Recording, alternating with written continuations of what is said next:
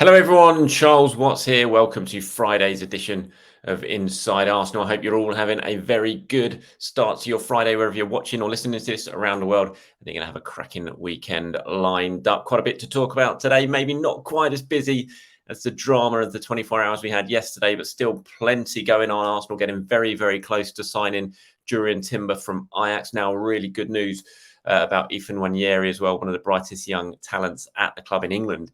In fact, and lots of questions from you guys about various topics such as Emile Smith Rowe, transfer, just loads of stuff. So we'll get to those at the end of the video. But I'm going to start off today talking about Durian Timber and the progress of that deal with Ajax that has been getting closer and closer to completion, shall we say, as the week has progressed. The club's very much sort of locked in talk, if you want to use that cliche, about getting this deal done. All parties kind of happy to get this deal done, if you see what I mean. They're all working towards getting a swift conclusion. Ajax have got their price. Arsenal's first bid wasn't enough, but the clubs have always sort of remained in dialogue to try and come to an agreement. Now, there have been reports in Holland overnight or late last night that a deal has been agreed, a price has been agreed, and that Timber will be coming over for medical. I don't think, as far as I'm aware, we're quite at that stage yet. It's very, very close, but I'm not sure if everything's been finalised and he can come for a medical. That's not quite as I understand it, but we're very, very close to getting to that stage now. And by the time you're watching or listening to this episode, it might well have progressed to that and things have moved on. But we're very, very much at the end, just the final few details being sort of worked out between Arsenal and Ajax for finalising this deal for Timber, who's going to be another very, very exciting signing for Arsenal this summer. It's going to be around the sort of £40 million mark, give or take, to bring in this 22-year-old who, of course, was heavily, heavily linked with Manchester United last summer. It looked like he was going to go there following Eric Ten Hag to Old Trafford. Didn't happen. He stayed at Ajax. And now Arsenal have made their move for a player who ticks so many boxes when it comes to the type of players Arsenal look to sign. Look at his age, 22, slap bang in that age bracket that Arsenal like when it comes to players. But very, very importantly, the same as Declan Rice, the same as Kai Havertz. He may be young, but he's very, very experienced. He's still got that top-level experience he's had with Ajax in this Ajax team over the last few years. He's versatile. We know he can play centre-back, right-sided centre-back. He can play right-back. Really, really good on the ball. Progresses the ball forward. His passing ability is excellent. You know, all of these things, when you marry them all together, it just is the classic Arsenal signing, the classic Mikel Arteta signing, and it's going to add a huge amount of strength in depth to that back line, which last season we saw when there were a couple of key injuries to Tomiyasu and Saliba at the end of the season. Arsenal's depth in those defensive areas were really, really stretched. But you look at it now with Tomiyasu coming back, with Saliba coming back, with Timber coming in, if it gets done, you've got a hell of a lot of options there defensively as well. And the fact that you've got Timber there or Tomiyasu when he's back fit, if you need to, you can play Ben White as a right-sided centre-back. You can play Timber as a right-sided centre-back. There's options to be able to give players like Saliba a rest if you need. And that's really, really important because I think we all saw Saliba obviously play pretty much every single minute of football he could play last season up until the injury. Had Mikel had better options to rotate things, maybe Saliba's injury wouldn't have happened towards the end of last season. So I think it's been really key to try and remedy that. And I think the signing of Timber will 100% do that. It's just, I mean, I'm not an expert on him by any means in terms of what he brings.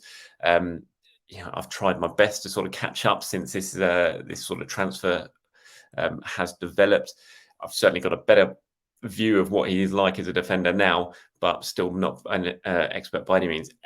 Talking about that, actually, if you do have questions to ask about Jurrien Timber and the type of player he is, how he's done at Ajax, what he might bring to this Arsenal team, please do reply to this video because I'm hoping to do a very special episode about Jurrien Timber at some point next week with a guest who is certainly far more experienced and has far more expert views on him as a player that I do.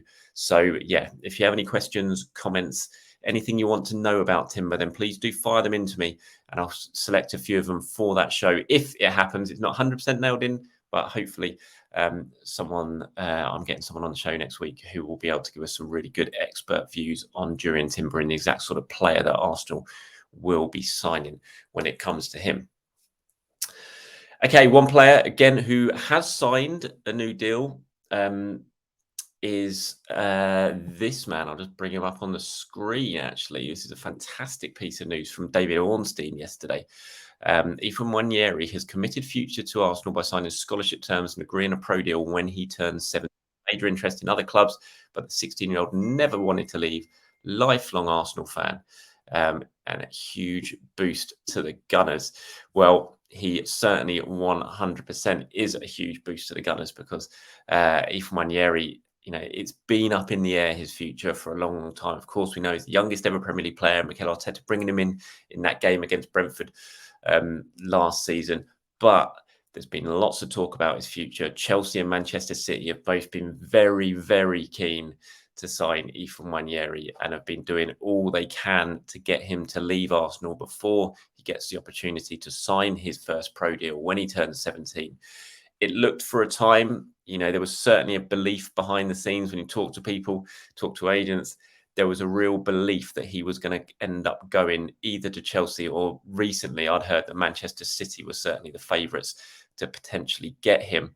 But according to David there, fantastic reporting as always from David Ornstein, that Arsenal have now been able to agree a deal and he will sign that professional contract when he turns 17, which will just be a huge boost for Arsenal because they've got so many top quality, excellent youngsters and you want to be able to keep them at the club and see if they've got and give them the best possible opportunity to sort of get through to the first team in this club. You look at Ethan, you look at Miles Lewis Skelly, Amare Cozier-Dubry, those type of players who have come through the ranks, been a big, big part of the youth team last season, the team that got to the Youth Cup final. It would have been awful to lose them. And they're still, very, very young. I mean, you're looking at Nwaneri's still 16 years old, which is remarkable when you consider he's already played in the Premier League.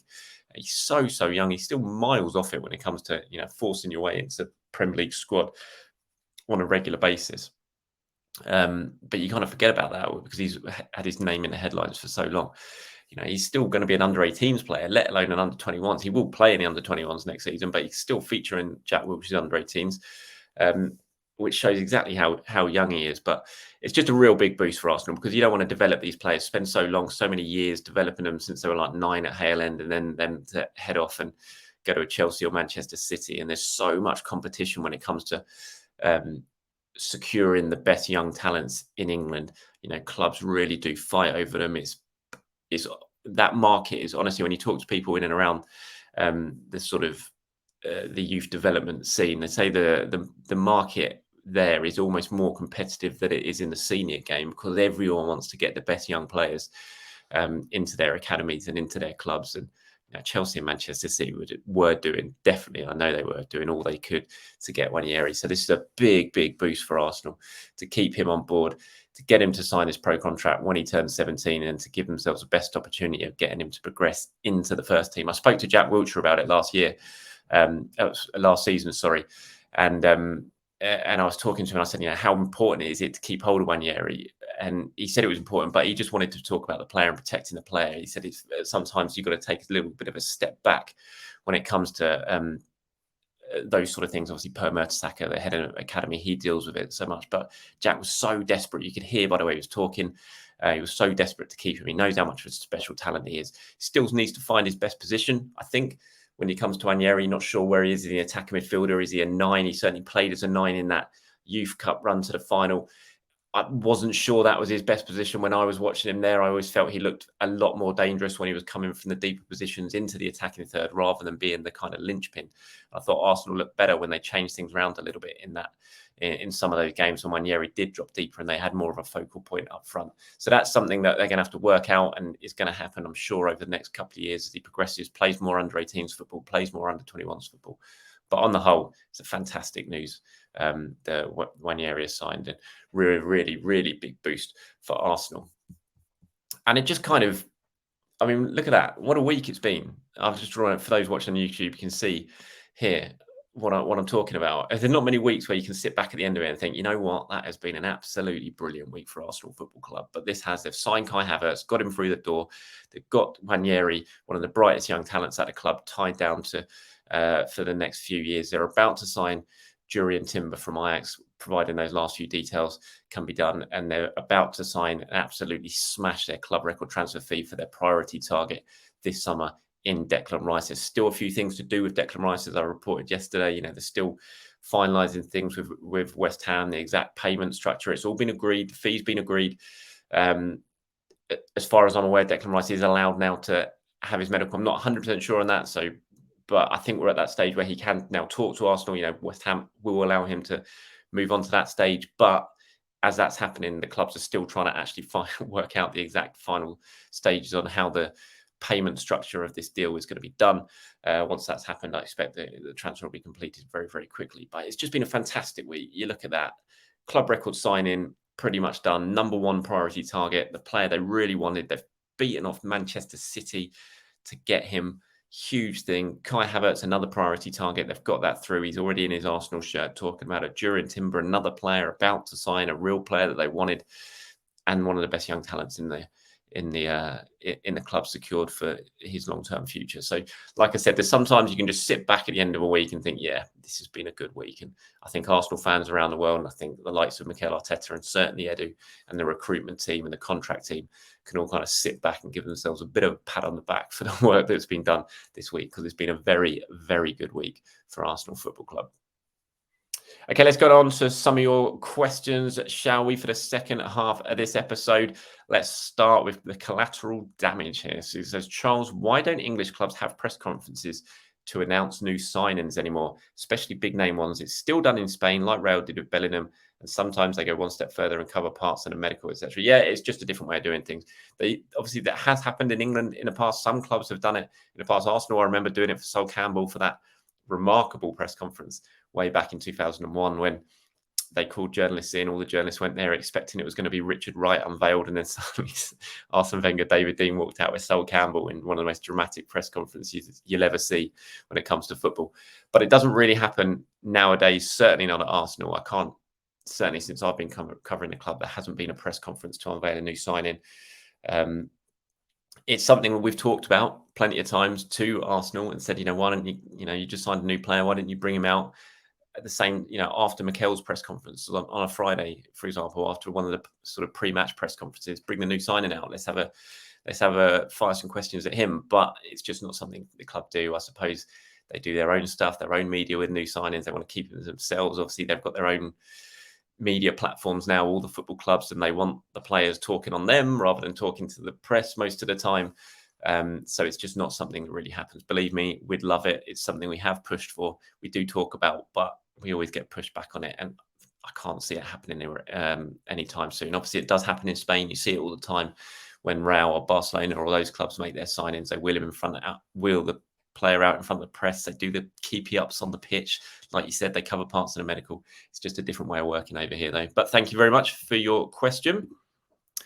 Okay, I'm not even sure how to pronounce that. Was it Dyson Numberwang? Says, hi, Charles. Question for next episode. Even with the addition of Rice, Havertz and Timber, do you think it's risky for the club to potentially lose Xhaka, Partey and Tierney all in the same window? Each one now seems to have a natural successor upgrade, but the depth chart feels very shallow if all three leave. Yes, I do think it's risky. I've mentioned it before. I don't necessarily think it's too much of a risk for Xhaka to go or for Tierney to go, because I think there's cover for those players, especially with Havertz coming in, with Smith Rowe now being fit. But Partey, I do feel it's a big, big risk, even with Rice coming in, even with Jorginho being there and staying, which I think is a good thing. I still think, for me, you keep Thomas Partey and you have him. He's such a good player. Yes, he didn't have a great end to last season, but a fair few players didn't have a great end to last season. For the majority of it, he was absolutely brilliant. And I would keep him 100%. I still struggle to really work out why you would sell Thomas Partey going into a season when you're going back to the Champions League for the first time. When you need big players, you need your top players, you need players with Champions League experience. Thomas Partey's got that. And so, yeah, I would absolutely keep him. The other two, I don't think it's so much of a risk. Tierney, I think there's plenty of cover with Zinchenko, with Tomiyasu can play there if needs be.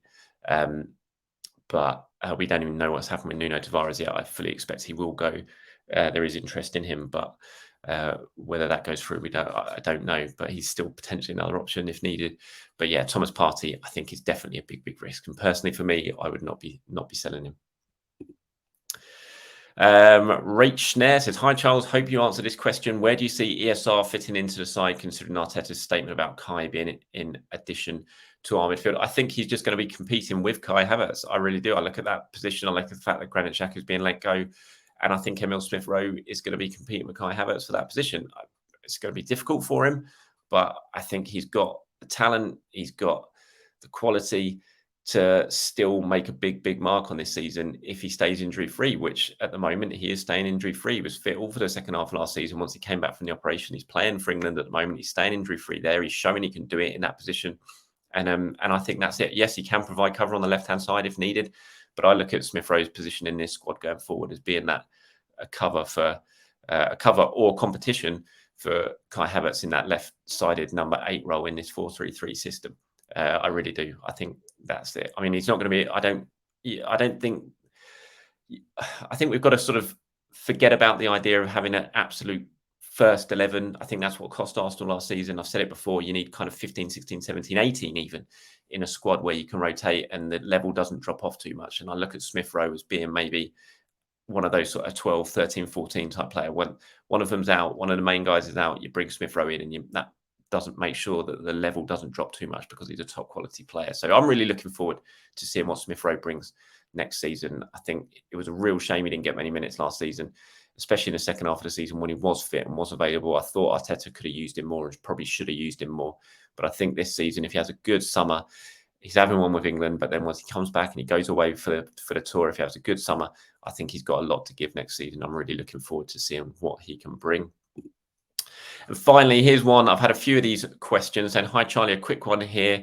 Is there anything you've heard concerning the players who were injured before the season ended, the likes of Martinelli, Saliba, Tomiyasu? Will they be ready for pre-season? I can't say for absolutely certain, but the last I heard that everyone was hopeful that all those players were going to be fit to play some part in pre-season. When they're ready, whether they're ready for the very start of it, I can't give you that exact information, I'm afraid. But last I heard was that those players, it was certainly hopeful they would play some part in pre-season and be ready for the season. You see that picture there below your question. You've got Saliba, Martinelli and Tomiyasu with Trossard actually all together. They've all been in Spain over the last couple of weeks, working on their fitness ahead of the return for pre-season. That's a really good sign. Saliba looks absolutely monstrous in that picture, by the way. What an absolute giant of a man he is. If you're watching this on YouTube, you'll know exactly what I'm talking about. But yeah, they've all been together. They've been working on their fitness, trying to get themselves in the best possible shape to be ready for the start of pre-season. Whether they all are, I can't say for certain, but from my understanding, the club are very much hopeful that they will all be able to play a part in pre-season and hopefully be ready for the start of the new Premier League campaign, which will be a big boost to have all those players back available again. All right, that's it from today's episode. Thank you very much for watching or listening. I really do hope you have a very good Friday wherever you are around the world and you have a cracking weekend, and keep your eyes peeled on all things Arsenal. I'll be back to talk hopefully about more developments when it comes to new signings over the next 24 hours or so. Have a great day, everyone. I'll speak to you soon.